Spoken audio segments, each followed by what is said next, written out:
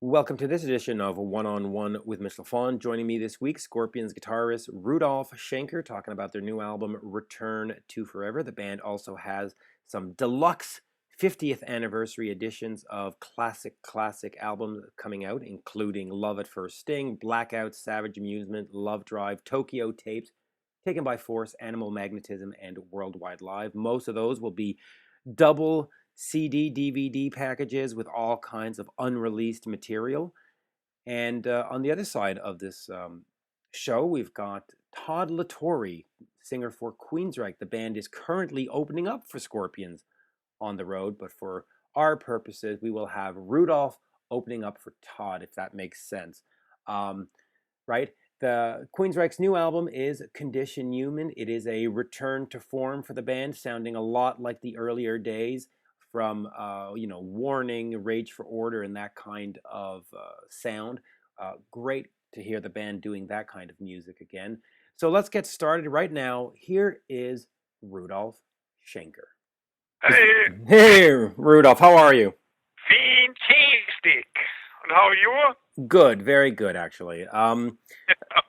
I'll just start off by saying I saw you in Montreal on Saturday with Queensrÿche opening up. It is by far, out of the 50 shows I've seen this year, the best show going right now. It was fantastic. Thank you. Thank you very much. We felt very good as well because, it's really great how the audience were reacting, and it was fantastic. I mean, what can I say? It's a great situation to, after being away already, but nobody let us, especially the young new fans. They're also in the crowd, and also the possibility that I found this book my mother did in the 60s when my father was borrowing much money, and my mother wants me to pay it back. Half pocket money, half from my father, and she did a book. And that was the reason, after MTV Unplugged we did, that we said, let's change the bonus track album, which we promised the fans, right, into a new album, a part of the 50 years anniversary tour. And I mean, that's created really a new buzz in our bones. And of course, by doing this album, which came out very well, I heard the best chart entry since Love at First Sting in Canada. That's fantastic, and also in the United States, and that's fantastic. And what can I say? That's also the same situation we put into the live show. We said we want to give the people the best technology, the best way of showing the Scorpions, even when they're 50 years in the bones, but that the Scorpions can really thrill people. And I mean, that was fantastic. We loved it, and we are very happy that we have the chance to get this new thrill and bring it to the audience. And that's what you want more. That's a great situation about. I mean, I understand now bands, they're starting this farewell tour and then they're changing their mind because, by finding out what the music means for the people, that's also another thing. Because when you be in a routine, you can't find out really. Everybody thinks, okay, that's normal. Okay, thank you, you're great, yeah. So in the moment when they see there's something going out of their picture, and even also the new fans, where we have 80% between 16 and 28 in Facebook. I mean, that's a fantastic situation. Of course, that changed your whole thing in the kind of music situations, especially by getting through all the changes over the years from 1965 to now. It's a different time. It's a different technology. And and by coming out of Germany, and we need like 7 years before we could make even an album, or 6 years before we could make an album. But that was great. That built a foundation for us to not getting into the superstar status immediately. No, we had to work for it. And if you work for it, and that's the situation my mother said, if you have to work for money, you appreciating it much more. Instead, your father gives you the money and you do something, buy equipment and see what you can do. So that's what the Scorpions are built on. We built this house on the rock, and that's the song which came out as the first single. And now it's you. Yeah, and I'll go also as saying Return to Forever for me is definitely one of the top 3 albums of 2015. It's great, but you're right. It started off in around 2012. You were going to do an album called Outtakes, and you ended Hello? up... Yeah. Hello? Yeah, it was only the beep in it. I couldn't understand you. Can you repeat? It started in 2000, yeah. It started in 2012. You were going to do this album for the farewell tour called Outtakes, and so you started compiling some of these songs, from Savage Amusement, from demos back in the day. Blackout and Lovedrive and all this kind of, yes. Then you turned it into this Return to Forever, this new album. What was it like going back in those tapes and listening to all those songs? I mean, good thing about it is, of course, in these days, there were only new songs possible to put on the vinyl. So, but on the one hand, many fans ask us, why this song and Rock My Car didn't made it on one of the albums? Why this not? Because there were songs which were more easy to work on. We put on these albums. Now, with the, let's say, experience as a composer, you hear this old stuff and you know immediately, one moment, this part is too weak. I can have a new idea for that. Of course, we changed parts of the old stuff, of the old material, and made them with our producer team from 2009 on, Michael Martin from Sweden. We came, and this guy, one of these guys, Michael, he became a Scorpions fan by buying one of his first albums in trance. He was growing up with the DNA of the Scorpions, and there's the same with Don Was with the Stones. When he told the Stones, hey guys, go back to where you come from, we will do it. So that's the same situation with the Swedish guys. So we went to the old tapes, and of course I said, hey, Bite of the Snake, which we called Catch Your Luck and Play, I can make a better chorus for that. And here, maybe we stretch this part a little bit, Rock Your Car, and make it longer. And. So there were a lot of new inspirations, especially by having this situation that all the promoters around the world said by founding this book, and between 50 years next year, that was 2014, give us a new blast. We said, oh, fucking hell, that's amazing. There are 3 bands only. They're celebrated already, the Stones, the Who, and the Beach Boys. And this year now, of course, Pink Floyd. That gave us the thrill, and also with these 2 guys from Sweden, which are very, very good, fitting to the Scorpions. You can hear it also on Single Tail. That's what it is. And seeing that this music, and we saw already by doing the farewell tour how much this music means for these young fans and also for the old fans, that they're going and saying, oh, fucking hell, you leaving. No. If you move from this picture, then they want to hold it back.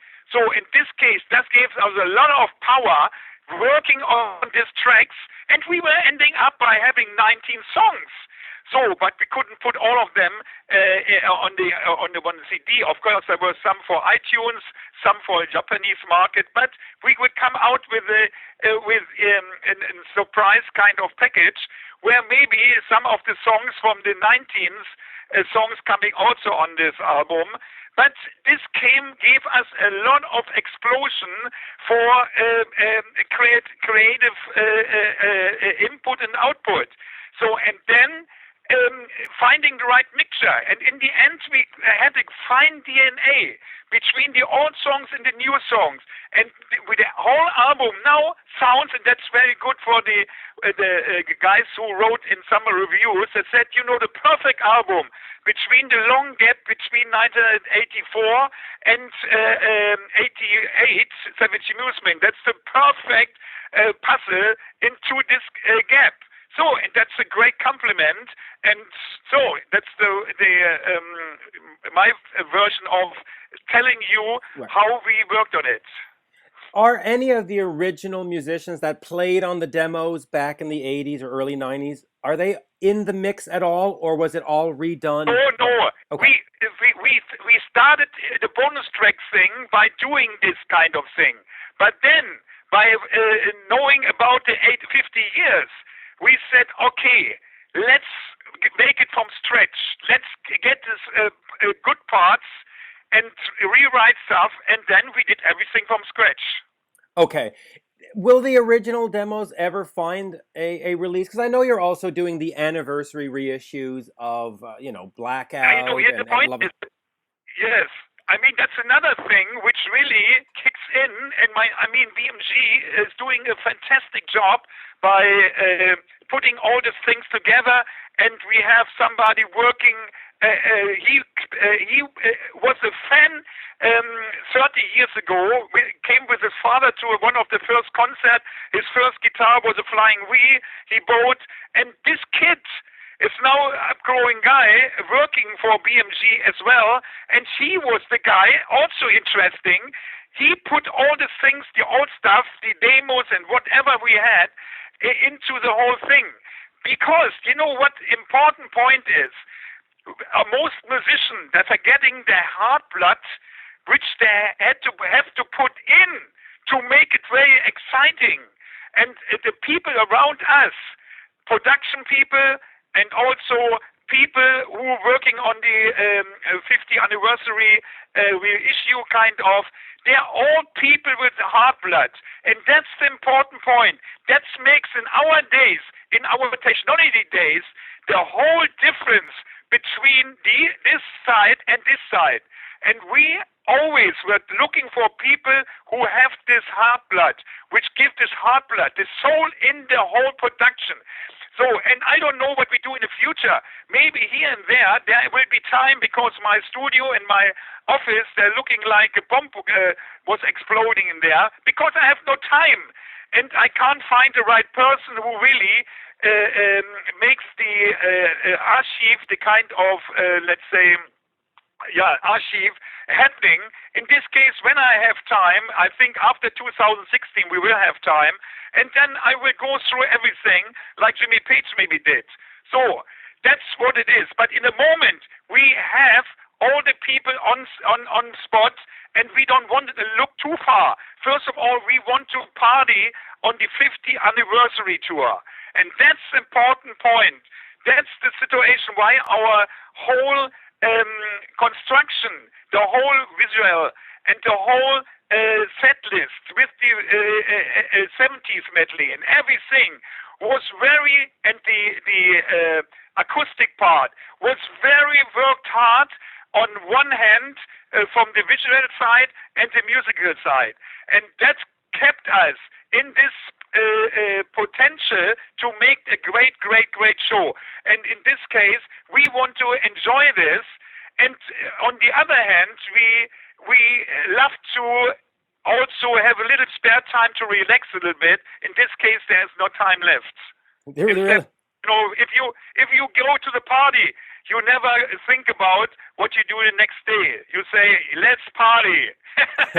And that's a good thing. I like the song from Joe Walsh, I party until 4 and can't find the door, That's the same situation for us now. Yeah, and the album and the show is a great party. Now, the reissues that are coming out start at Taken by Force and work their way up to Savage Amusement. And you mentioned the 70s medley. Is there anything going to be done for In Trance or Flight of the Rainbow, Lonesome Crow, Virgin Killer? That's I have to think. But one thing you think about why this is happening, because this this whole back catalog, which you see now, the 8 covers and the 8 vinyl and albums, this was a part where we signed by Dieter Dirks. He was the record company, he was the producer, and he was the publicist. So, and Dieter Dirks, except for North America and Canada, or maybe South America as well, I don't know exactly, it was not taken care. This album wasn't available in the rest of the world for 10 years. And BMG bought them in 2014 or 2013, I don't know exactly. So, and now because of the 50 years, they said we have to treat them in the right 50 years kind of treatment. And that's the reason. These are the albums Dieter Dirks had by himself. He was the owner, and he sold the whole stuff to BMG. And that's the reason why from Taken by Force until to Savage Amusement. So what we do with the rest of the stuff, that's in the air. I don't know who will buy it. First of all, you have to buy it. Right. So if BMG has a great result out of this kind of reissue thing, then maybe they will buy the rest as well. I don't know. But in the moment we are here on this swing, you have to think about one thing. We have 3 different projects in a moment. We have the Return to Forever. We have the film Forever and the Day, and we have the back catalog. Yep. That keeps us so busy that we completely crazy over here. The last time we spoke, about 6 months ago, you mentioned that there was maybe too many Schenkers in the Scorpions in the early time. Now you're talking about maybe doing a record with Michael. Is that going to happen? I'd say one thing. In a moment, by the success we have in the Scorpions, it would be unfair from my side to do something outside. Okay. So in this case, and I have to tell one thing, I'm very busy. We are so busy in a moment that I'm praying for maybe after 2016 to have a little bit spare time to recover and really think things over.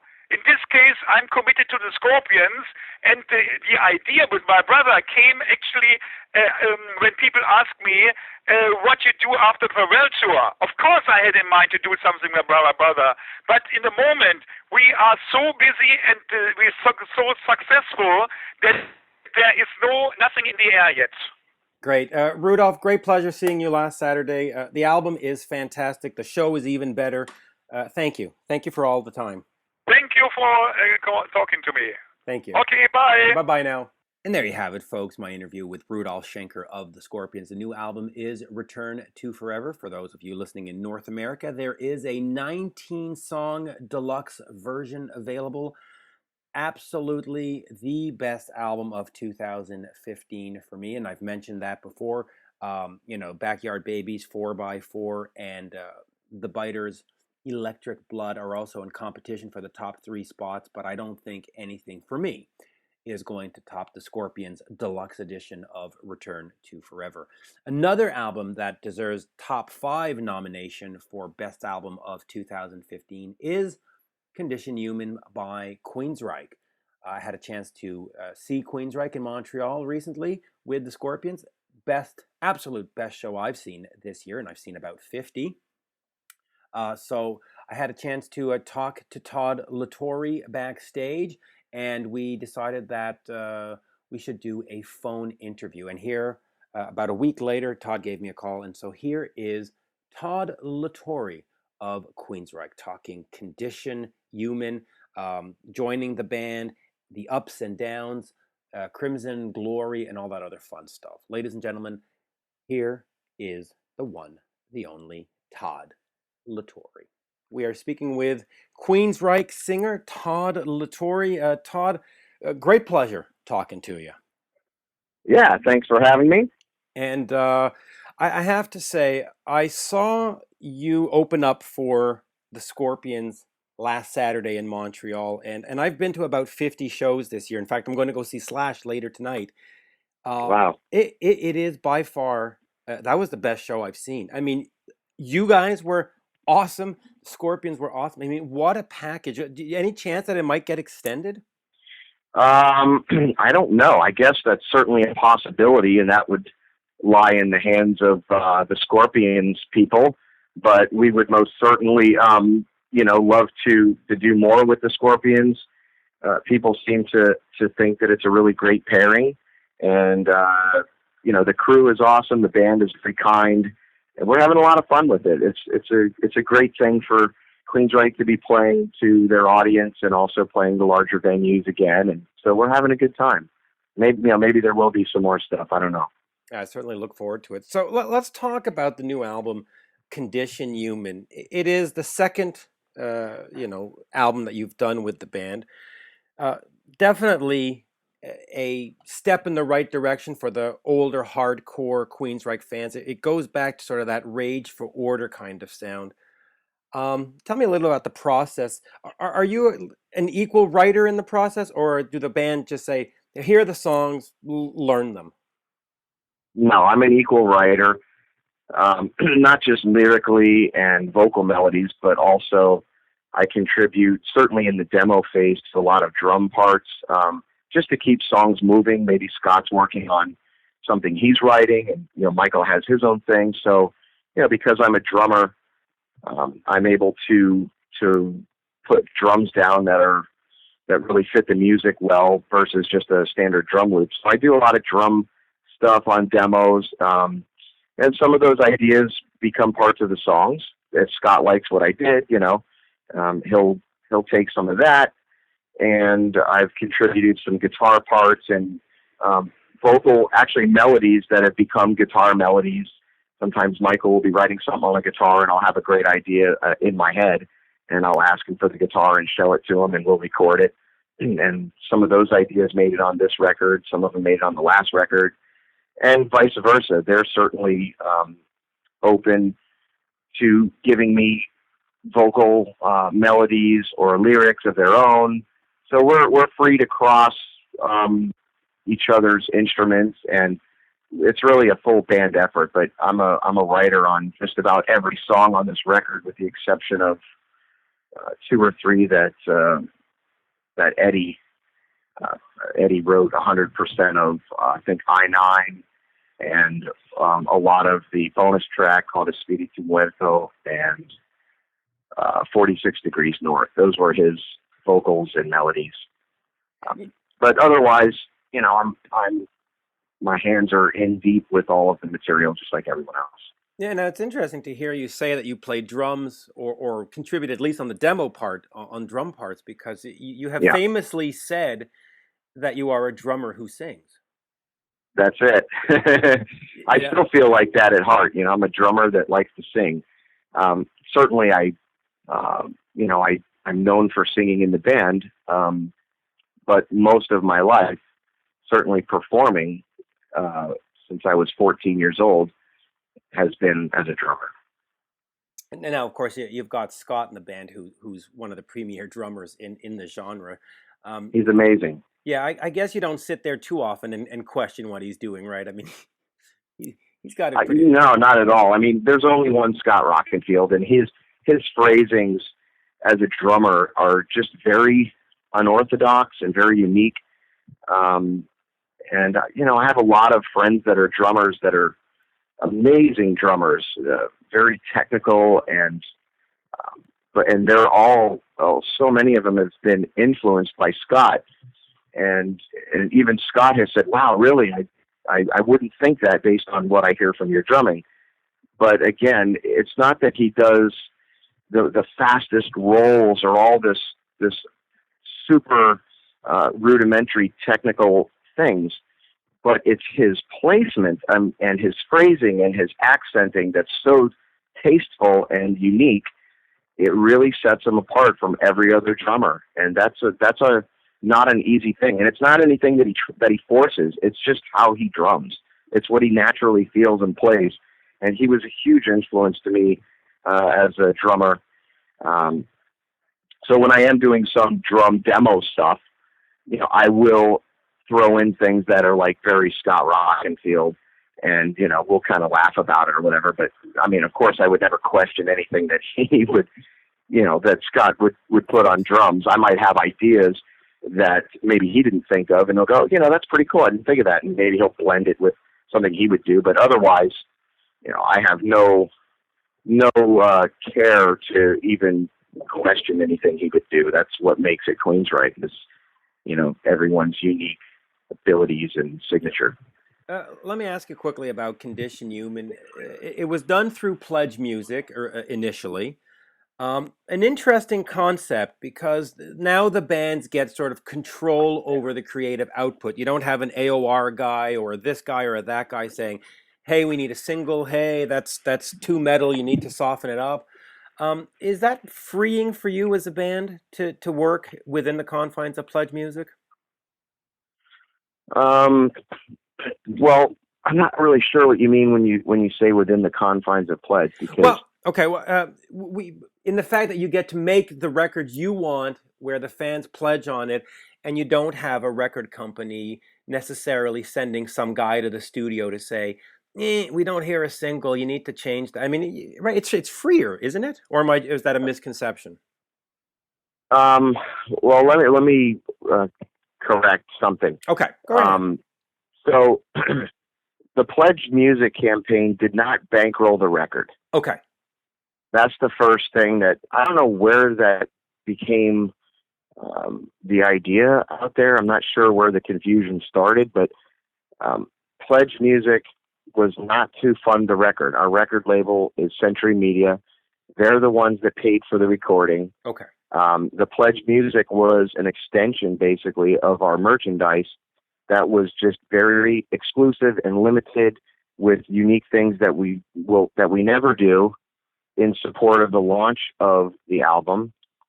But that being said, because the record label paid for the recording and marketing and everything else,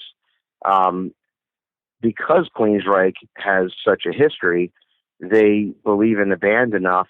Yeah, they wanted to hear demos and kind of hear what was going on, but no one came into the studio and tried to produce on behalf of the record label's interest. They just believe in the band, and this is what we do, and this is what we're going to do.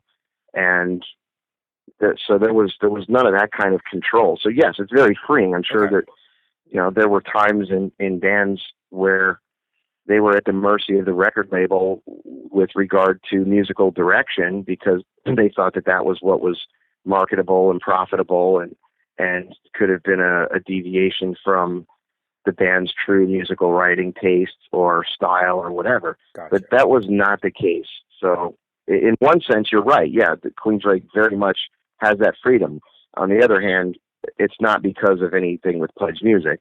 That's a whole separate thing. Okay, and the confusion for me lies probably from two things. In 2013, I put a Kiss tribute record out using Pledge Music, and it did fund everything with the money going to a cancer hospice. And also, sure. Pledge Music is known as a crowdfunding site. So of maybe, course. Okay, so maybe I right. misspoke in that. Well, no, it's understandable that people would think, oh, they're doing a record, this is how they're paying for it.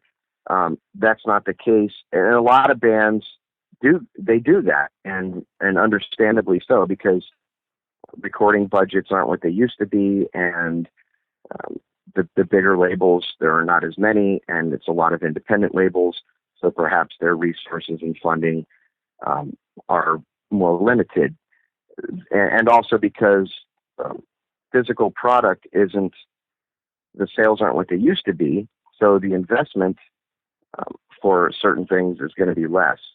But when we did the Pledge Music thing, it's another creative way to generate income to reinvest into the band. And just like if you sold T-shirts at your concerts, what do you do with the money? Well, that's up to the band. They can Gotcha. use it for personal reasons, or they can take a portion of it and reinvest into the band. So again, this was just, hey, we're spotlighting the fact that we are recording, we are putting a new record out, and while we're doing that, we're going to offer some really unique things that you can do with the band, and it's another way to engage with the fan base with that kind of timing that just seemed to work. Right. And of course, that engagement with the fan base is more and more crucial or important in this day and age. I mean, that's why we're on the Twitter and on Facebook, and, Sure. because without it, you just get forgotten. Let's go back to Crimson Glory for a second.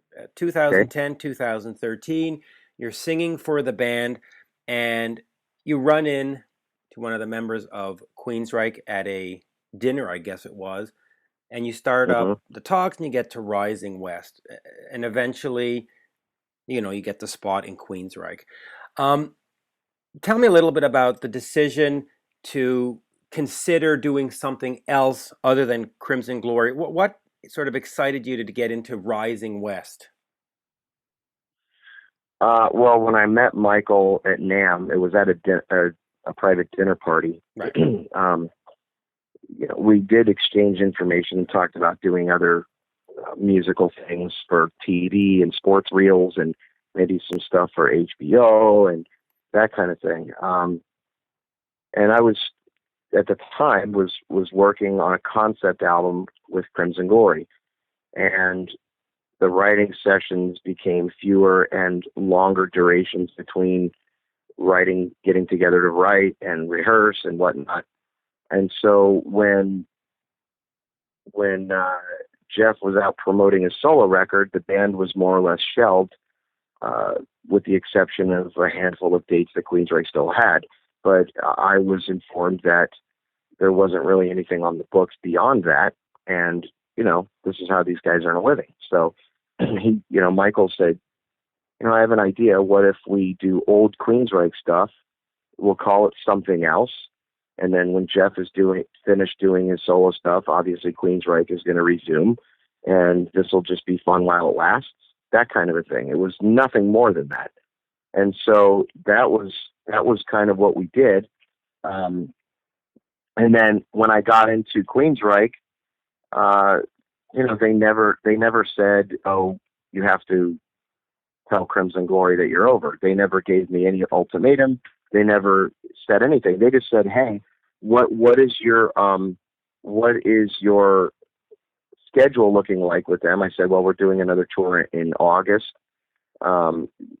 Maybe just out of concern that nothing would clash with dates." And I was in both bands for a little period of time. Right. But on paper, Crimson Glory at that time stopped working as a band because of John Drenning. We would try to get together and write, and I would be waiting for a phone call or to have him come over, and that didn't happen. And then a week later, that didn't happen again, and it turned into, and we were doing writing sessions, getting together at the warehouse as a band, working, and the band just felt kind of, well, more or less strong-armed and kind of stuck, because he was a very essential, significant sound and writer of Crimson Glory's music. So it's kind of like, well, what do? Do you wait until he comes around?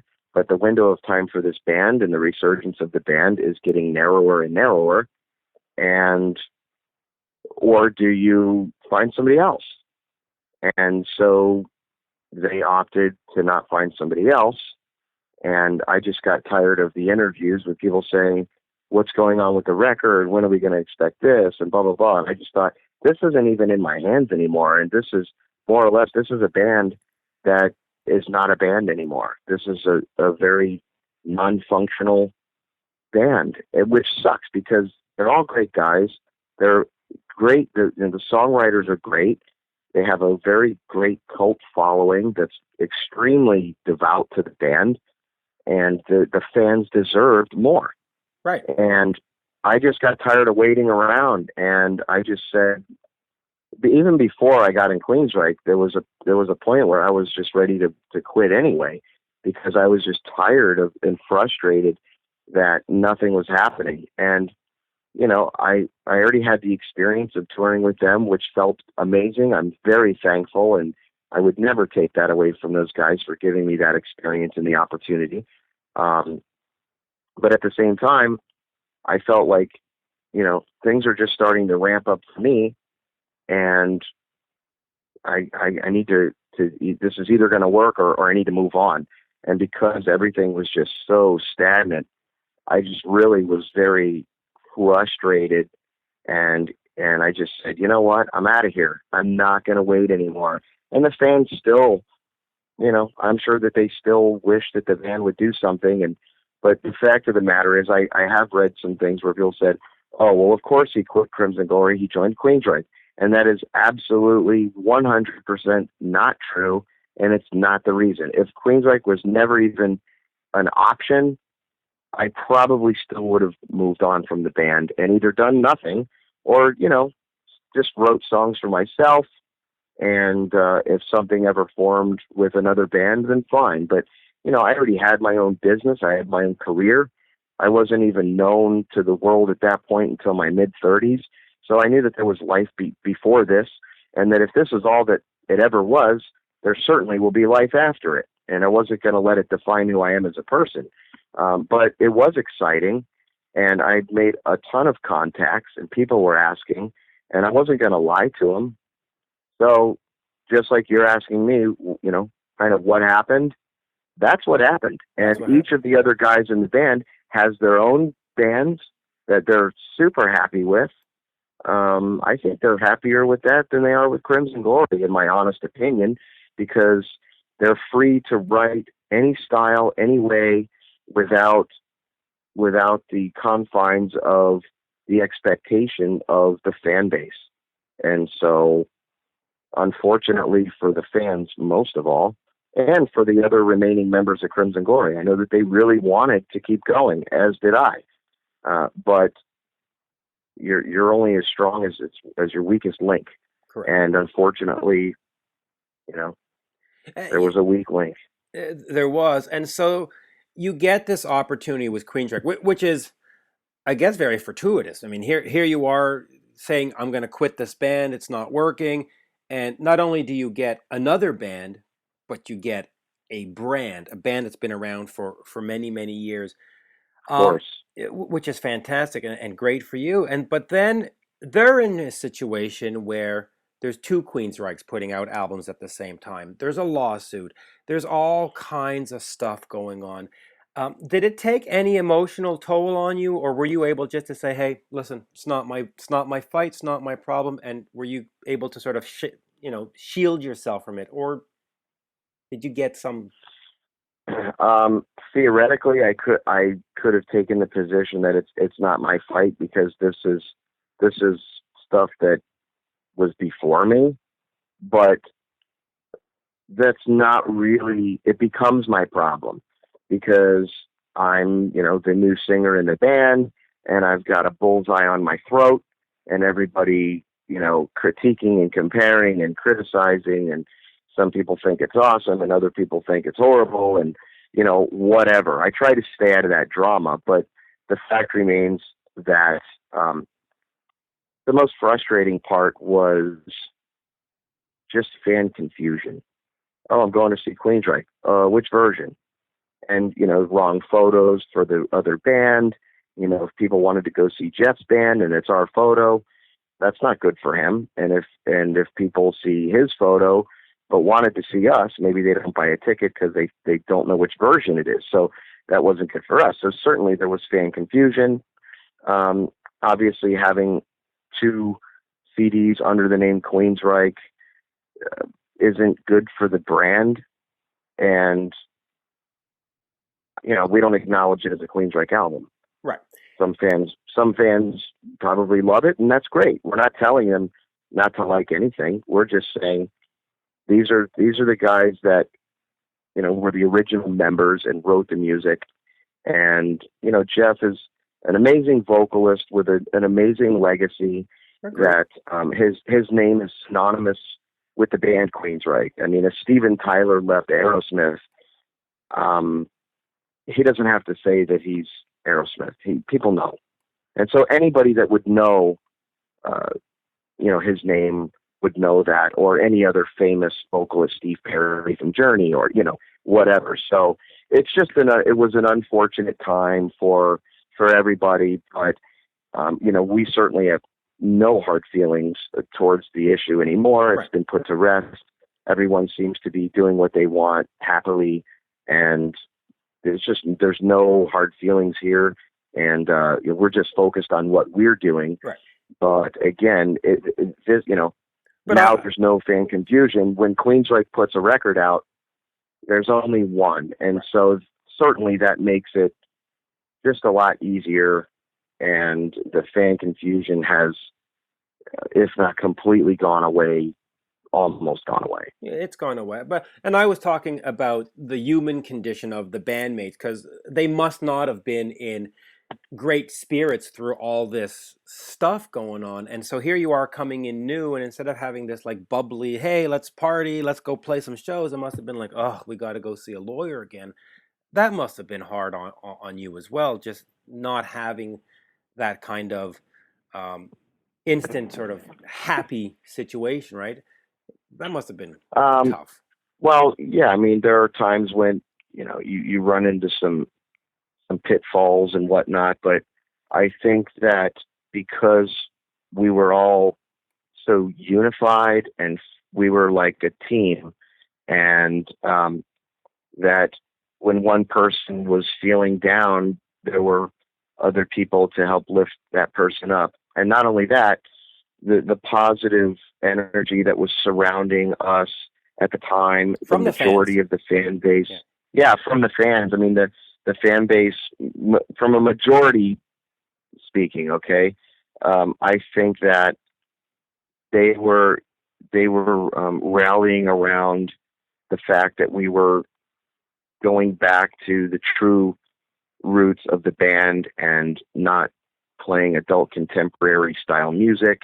And we were writing, because I'm a fan of the band. And so, when those elements are brought back into the fold, and they can write what they want to write without me saying that it's too heavy, or they were just happier again. And so I think that even though there was a difficult time for everyone, we knew that there was light at the end of the tunnel. And regardless of the name, we were a new lineup of the band, and people were still willing to book us for huge shows and do great things, even if we were going to be called something else. But there wasn't, a settlement agreed upon, and these guys retained the rights to the name and can help to restore the brand. And that's what we're doing now. It's a rebuilding process. It's very hard for fans that dropped off the radar because the musical shift might have been so severe that they just lost interest in the band. Now they're seeing, wow, people are saying at every show, and my favorite band is back and better than ever, and I can't believe this is so awesome. And they get to hear the old songs again, the way that we do them, and in their entirety. And the new material that we're writing that they hear, they seem very enthusiastic about it. And again, our management is doing great things for us. Our booking agents are doing great things for us. We're playing really great markets throughout the world that are embracing us, and a lot of opportunities are happening that just weren't happening for the band prior to me coming in. Yeah. So the whole energy of the band is very positive, very optimistic, and because all that bullshit is behind us, we're able to do what we do, which is just be musicians and write. And when you have a good team of people around you that handle other aspects of the business, and you delegate those things to the proper personnel, then it frees up that time otherwise spent on those things to just be creative musicians and, try to be the best band and write great songs and tour and, that kind of thing. Yeah, and Condition Human is certainly a collection of great songs. I want to ask just one last question about that, and then let's talk about the future. As you went through all that stuff, the name was at stake. Was there a plan B in case you lost the name? Was there a what happens if, or was there just very confident, like, no, this is our name, and there's no chance we're losing this? That's what the attitude was. Okay. the attitude within the band was, this is Queensrÿche. We weren't like coming up with other names or what are we going to call the band if we don't get the name. We were just, we're Queensrÿche and we're not going to believe anything other than that. And if it doesn't go that way, then we'll deal with it then. But to spend energy on the what if, right. Would have, I don't know, felt to us that we weren't sure or that we didn't believe in it enough or that kind of thing. And the band just wholeheartedly believed that, look, we are the majority. We started this band. We're Queensrÿche, and we're not going to go out just by giving up the name. We're going to do whatever it takes to secure our life's work and our livelihood and the brand, and that was the sentiment of the band. Yeah. Now let's get back to the positive. Again, like I said, Sure. I saw you in Montreal on September 19th. What is more remarkable about your performance that night is at 6:50, 10 minutes before the doors opened, I walked out into the arena, and Queensrÿche didn't even have a drum set on stage. You had a bus accident or truck accident or something that kept you from showing up, right? We had a bus mechanical issue, right? And so they had to send somebody out to fix something. And long story short, we were going on at 8:00 p.m. The band didn't arrive to the venue till 6:30. The gear had to be picked up. The big trailer behind the tour bus had to be picked up from another truck with all our stuff in it and brought to the venue. And our crew literally just, went into I saw them. They were like crazy mode, and just, I don't know how they got everything set up and where it needed to be. And we went on stage because we don't get a sound check. We do a line check. We use the same consoles every night. So everything's dialed in, and it was a throw and go. And I was like really bummed out because I didn't think we were going to be able to play that show. And that, I don't know what the count was, but it was somewhere between 9 and probably 12 or 13,000. It was 12,000. It was 12,000 something. It was near sold out. And so it was like, man, I really want to play this show. It's going to be a great attendance, and the other thing too is, it's the Scorpions. It's their concert first, and we're the support act. And if they open the doors and they're just sitting around until the Scorpions go on, then you have the possibility of very disgruntled patrons. And so, thankfully, we were able to make it work, and our crew was amazing. Yeah. The crowd was amazing, and we pulled it off. Yeah, and the point I was going to get to there is, under those circumstances, you stayed cool and you still delivered. Out of the 50 shows I've seen this year, the best performance combined, you and the Scorpions. That was just the greatest evening. Now, that said, that's a huge compliment. And I truly am sincere about that. You can go check my Facebook. I posted that on Facebook 87 times. That it was just that aside, though. Was there any plans to do a Queensrÿche with Todd live album, live DVD? I know backstage we jokingly said, well, you should do the whole Warning as a live album. But is there anything? We've certainly talked. I mean, I would never feel comfortable doing any re-records, first of all. But if talking about a live setting, re-record. Talking about a live setting, it is something we've thought about. Possibly doing one of those records live, with me, and I would love to do that. It's just a matter of, everybody else being on board with it and discussing it with the label and all of the business aspects that go beyond, that are beyond just, performing the concert. Right, but the publishing even rights. if we did, just a few dates or a one-time only, Rage for Order live or The Warning live, or so I think it would be awesome. I think that people would totally dig it. So I can't say that it won't happen. Right. And I think the fans would dig it. I really think there is a place in the marketplace for your voice on some of those classic songs, not just in the live concert, but something that we can take home and play over and over and over again. And I certainly hope it happens. I think the band is sounding great, and I think it'd be a great collection to my CD rack, or Yeah, me too. It would be fun. Todd, great pleasure speaking with you today. Great You pleasure too. seeing you on Saturday. Certainly hope you come back to Montreal. I know in the summer we have a thing called Heavy Montreal. That it's a festival that has usually 45,000 people in attendance. I I've truly heard about believe, it, but I've never been there. Well, that's the problem. Queensrÿche is a band that should get the first invitation. There's no reason that you're not playing that festival, and I certainly hope it happens. When does that take place? In 2016, it'll be August 5th, 6th, and 7th. So right at the beginning. All right. Well, we'll have to make definitely, introduce that to our team and see if there's any way that could work for us, because we would love to do that. Yeah, absolutely. And of course, remind everybody that Condition Human is the new album. It sounds fantastic. I think anybody who's a fan will enjoy this. Absolutely. Yeah, and Zeus can't go without giving a nod to him, Chris Harris.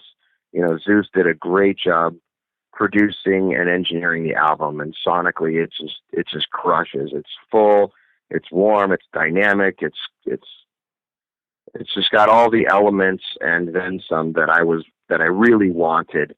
And for me personally, the last album was a great initiation for me in the band, but I feel like this is my record for sure, and the other guys too, but speaking for me personally, vocally I was able to do things on this record that I didn't get to on the last one, and there's still that diversity.